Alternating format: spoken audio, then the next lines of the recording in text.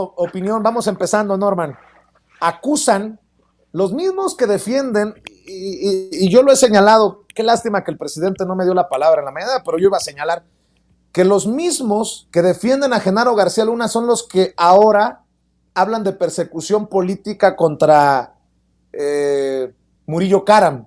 Esos mismos que en su momento decían que Rosario Robles era perseguida política.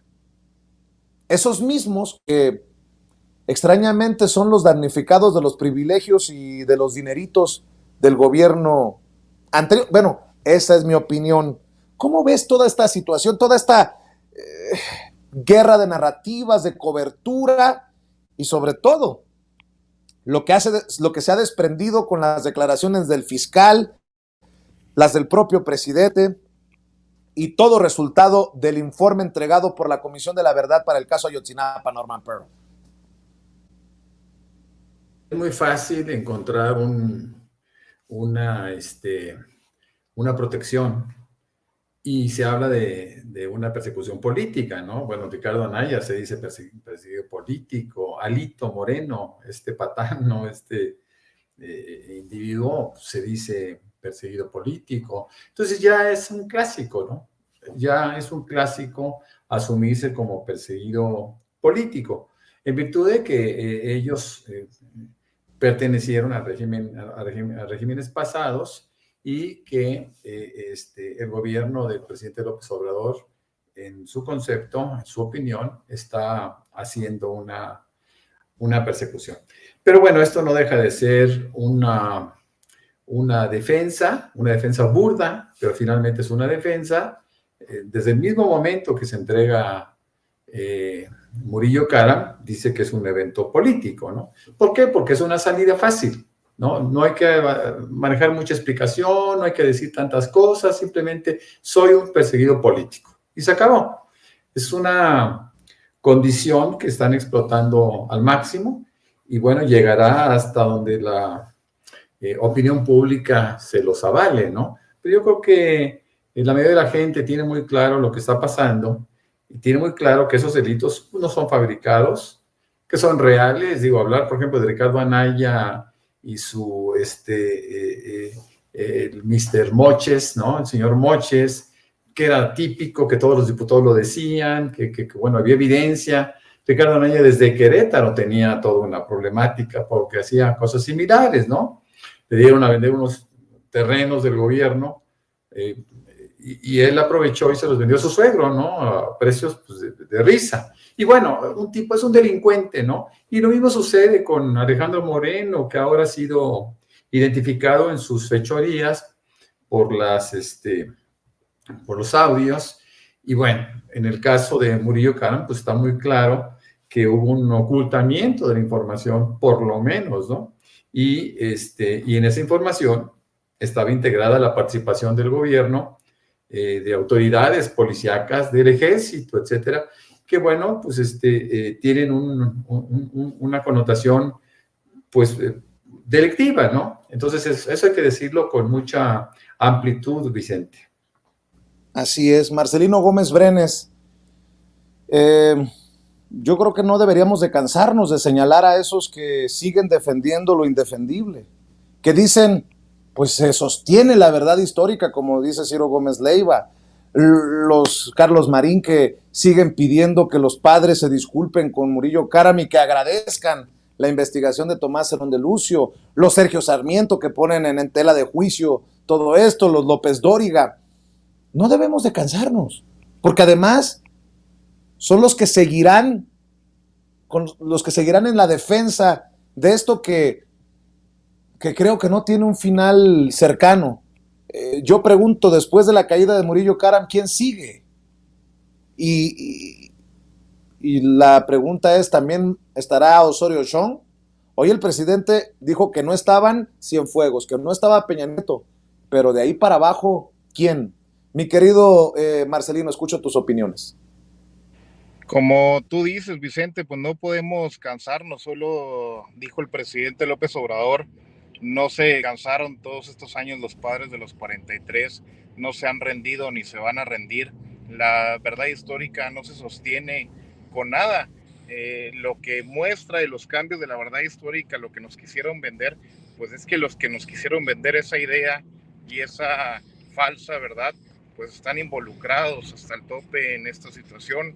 En este caso, yo creo que a mí, para empezar, al ver el informe de la Comisión de la Verdad, el informe de Alejandro Encinas, pues me causó mucha tristeza que dentro de una de las partes de este informe, donde menciona que prácticamente son nulas, que no hay ninguna señal o evidencia que pueda marcar que los 43 puedan seguir con vida, es algo que pues acaba, prácticamente deja muy poca esperanza en este aspecto, pero sí mucha esperanza, y lo recalcó bastante Alejandro Encinas, pues el de exigir justicia, el que todos los involucrados puedan pagar, es algo que el presidente López Obrador ha hecho pues un compromiso muy claro. Lo que comentaba ahorita Norman es muy cierto, dice Murillo Karam, esto es político. Pues claro que es político, cabrón, pues sí, es un crimen de Estado, es un crimen en donde participaron todo el aparato de gobierno, todo un andamiaje que ocultó la verdad durante todos estos años, que aprovecharon una fuerza desmedida contra 43 jóvenes inocentes. No se puede ver de otra forma que se sigan escudando en que son presos, que son atacados políticamente. Pues será algo que la gente no les va a creer y que va a seguir respaldando los grandes medios de comunicación, pero con la poca credibilidad que les queda, no va a quedar más, Vicente, que seguir combatiendo y seguir exigiendo por la verdad. Hay muchas aristas. Por ejemplo, hay que decir que a pesar de que la oposición regatee, se ha necesitado de mucha voluntad y hasta de valentía para presentar un informe como este, que podría resultar para muchos histórico, Hamlet, porque también habla de una participación del ejército, de una infiltración del ejército en movimientos sociales como el de los normalistas de Ayotzinapa. Se habla de cosas que son muy difíciles de digerir, diputado. Es un informe crudo, Vicente. A mí me llama mucho la atención como para que ahora Murillo Karam se quiera hacer víctima. Lo que señala en el apartado sobre el tema de tortura, que el 77% de los 80 procesados por el caso Ayotzinapa presentaban signos de tortura o tratos inhumanos. Y bueno, pues esto elimina la supuesta sorpresa que manifiesta Murillo Karam cuando le están leyendo la orden de aprehensión, y señalan que precisamente por este delito se le inició el proceso penal. Y ahora, bueno, pues va a ser importante qué versión manifiesta ante los tribunales.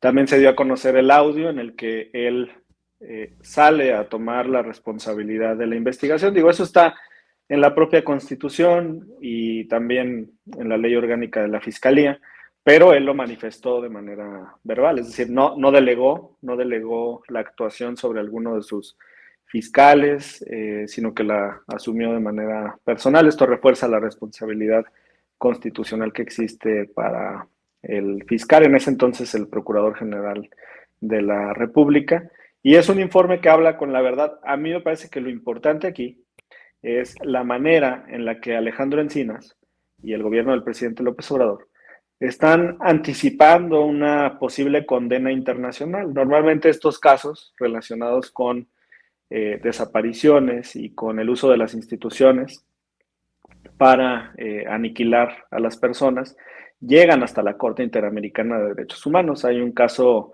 emblemático, Hellman contra Uruguay, que habla de pues, los tiempos de las dictaduras en Sudamérica, en la que a los opositores los secuestraban, a las mujeres embarazadas las aislaban, cuando tenían a sus bebés se los quitaban, los movían de países a los hijos y se los asignaban a oficiales del ejército o de la policía en una nación diferente a la de su origen, y todo con una operación orquestada en la que mataban a los padres, por ejemplo. Y lo que ocurrió con posterioridad, pues es evidentemente la condena internacional, las garantías de no repetición que son muy importantes y la indemnización. Este es un gran paso, el tema del informe. Ojalá que de todas formas las familias de los 43 agoten esa vía internacional. Uno de los ejes de este caso de Hellman contra Uruguay fue que hasta que un gobierno progresista, un gobierno de izquierda llegó a la presidencia de la República, se aceptó la responsabilidad del Estado por los hechos que han acontecido con los gobiernos de derecha militares. Entonces acá es una acción anticipada correcta del presidente de la República y de su gobierno, pero de todas formas, el Estado mexicano como tal tiene que indemnizar a las familias de los 43 y yo veo que existe toda la disposición de este gobierno por aclarar a la ciudadanía, al pueblo de México, lo que en realidad sucedió, Vicente. Ahora hablemos